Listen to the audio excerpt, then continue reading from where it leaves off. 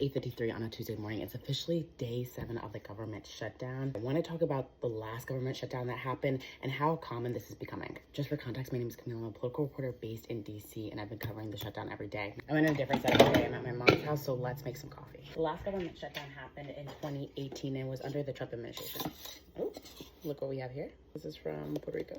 It lasted for 35 days, and it was actually the longest one in U.S. history. Essentially, Trump wanted funding for his border wall. That was one of his biggest campaign promises, but Democrats said, no, we're not going to do that. Ultimately, Trump compromised and Congress passed a temporary spending bill, but it did not include any funding for his border wall. Now, here's the biggest difference about what happened last time versus this time. Last time, that 2018 shutdown was actually considered a partial government shutdown because at least Congress passed some bills before the big deadline of September 30th to fund some federal agencies. This time around, Congress has not passed any. Okay, let's turn this on.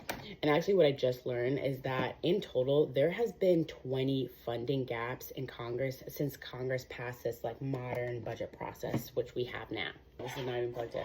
Now, another thing I learned was that the last government shutdown to take place that involved something around healthcare was actually in 2013. It was under the Obama administration, and essentially lawmakers wanted to pass the Affordable Care Act, and Republicans said, no, we're not okay with that. And so the government shutdown lasted at that time for 16 days. Hey, now it's working. Now, what's important to note is that ultimately lawmakers agreed to just make some modifications in the Affordable Care Act, and then eventually they were able to pass a spending bill and the government shutdown. This is a good thing? I'm not really sure. Now, the biggest question I keep getting asked is how long is this government shutdown going to last? And honestly, I do not know. That is a question I keep asking lawmakers every single time I'm on Capitol Hill and they're actually there. Still waiting. Both sides are really dug in on what they're willing and not willing to negotiate on. But even just in terms of just speaking to the other side, like Democrats speaking to Republicans and Republicans speaking to Democrats, I'm not even hearing those conversations are even happening. Anyway, I'll keep you guys more up to date as I keep covering the government shutdown.